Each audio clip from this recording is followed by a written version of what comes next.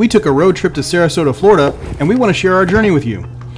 Sarasota is a beach town located on the west coast of Florida. While relatively small itself with a population of around 58,000 as of the 2023 census, Sarasota experienced about 2.8 million visitors in 2023 according to visitsarasota.com. This booming tourist industry means that Sarasota is a mix of small town charm, luxury hotels, and beachside high-rises.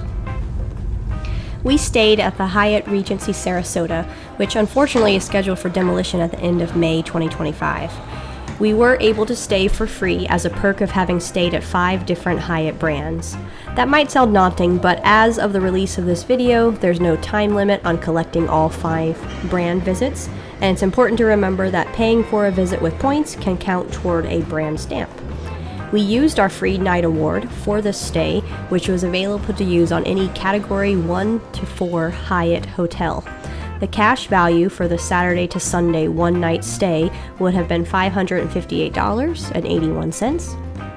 Keep in mind that when you book a Hyatt using your points or when using a free night award, all destination or resort fees are also waived. The daily resort fee of this hotel would have cost us $30. We received a free upgrade to a high floor room with a balcony view of the water because we have the status of Explorers with Hyatt. The view from the balcony was gorgeous, with lots of Florida sunshine and boats coming and going from their slips between high-rises and hotels. Our hotel also had a pool with a waterfall feature right by the boat dock. After we arrived at the hotel, we headed to St. Armand's Circle. St. Armand's Circle was started back in the early 20th century as a shopping and dining area based on the resources we've been able to find on the City of Sarasota website. It has well over 100 shops and restaurants. It is a much more relaxed beach town kind of vibe. If you want to stroll around some walkways, walk through a nice open park, maybe stop and have a meal somewhere, grab some candy or ice cream at a store. But other than that, it's going to be a very relaxed, sort of easygoing, lazy Sunday sort of place to be. If that's what you're looking for, and you want to do a little bit of shopping, St. Armand's is probably the place for you. Central to St. Armand's Circle is a large park which adds a nice green space and provides some natural beauty to counterbalance the shops. We took a stroll here on our way to lunch and enjoyed the peace and quiet. One place we enjoyed stopping by was Arcade Monsters. This is an arcade/bar/restaurant right on the Circle with some zany decorations on the inside. You might even see some familiar faces if you look closely. For about $20 per person, you can get an unlimited play wristband and play everything from pinball to rhythm games. They also had classics like Pong, Contra, NBA Jam, Mortal Kombat 2, Mrs. Pac-Man, and Galaga. There was also a nice balcony area with pool tables. After the arcade, we stopped by one of Lori's favorite treat places, Le Macaron. Le Macaron is a chain that sells delectable tiny French pastries. Lori loves them because she's gluten-free for medical reasons, and these pastries are scrumptious and safe for her to eat. Just make sure that if you do have a medical need for gluten-free, you speak with the clerk at the counter. Most of the macarons are gluten-free, but not all of them were on this visit, so you want to confirm that you get what you need. Delicious. For lunch, we walked across the park and went to Columbia Restaurant. Columbia Restaurant is an institution in the Tampa Bay area with several locations. To be honest, when thinking about Columbia in the past, we sort of wondered what everyone was raving about. There's something unique about the decoration and atmosphere, especially at the original location, but the Tampa Bay area Cuban food scene is very competitive, and there are some places like Las Palmas up in Wesley Chapel that have some of the best food you're going to find anywhere. However, this time we got their signature 1905 salad with shrimp, and we've got to say it was an incredible salad.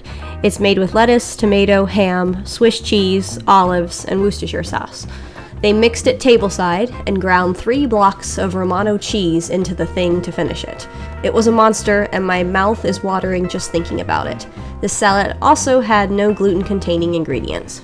You might find this surprising, but after eating my half of the salad and about 1.5 blocks of cheese, I needed a nap. So back to the hotel we went, where we applied one of the greatest hotel room hacks of all time.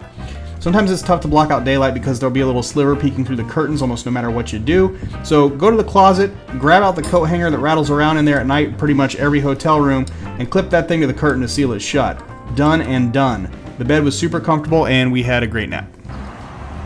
For dinner, we went to Pinecraft, a small community just a short drive from our beachfront hotel in Sarasota. We went to Pinecraft to find Yoder's, a family-owned Amish restaurant. Here are the founders, Levi and Amanda Yoder. There was quite the line to get in, but once we did, the first thing we noticed was a pie window. I don't know about you, but anytime I see a pie window, I just get a feeling that I'm in the right place. I ordered the barbecue chicken with garlic bread, hot baked apples, and coleslaw. The barbecue chicken was so good that I didn't use barbecue sauce for most of it. The chicken was huge and there was a seasoning crust on the skin that was absolutely delicious. I got the garlic chicken breast with green beans and hot baked apples. My favorite part of the meal was the baked apples, which were hard to stop eating. For dessert, I had the Dutch apple pie a la mode. Yoder's is famous for its pies, and the Dutch apple pie was recommended by our server as the one to try. It did not disappoint. Hot and sweet with a buttery, crunchy crust, it was satisfying in a way that only apple pie can be. I got the gluten-free cream pie sampler, including peanut butter, coconut cream, and homemade butterscotch. The homemade butterscotch was my favorite, but it was very rich and sweet. Luckily, the sampler size was the perfect amount. Yoder's also had a market on the property, but we spent too much time in the restaurant and the market was closed by the time we got out. That gives us something to look forward to for next time. We got up the next morning and headed for home, stopping on the way in Clearwater, Florida at the Bacon Street Diner. Bacon Street Diner is a local place in Clearwater that has some amazing breakfast food. They've won quite a few local awards, and one visit makes it easy to understand why. I enjoy it because they have a number of items for gluten-free diners. There's usually a wait to get in, but you can put your name on a list and they'll text you when your table is ready.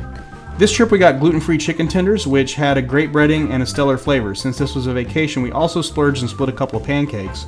Lori used one of her pancakes to make a chicken and pancake sandwich, which I think was a stroke of genius on her part.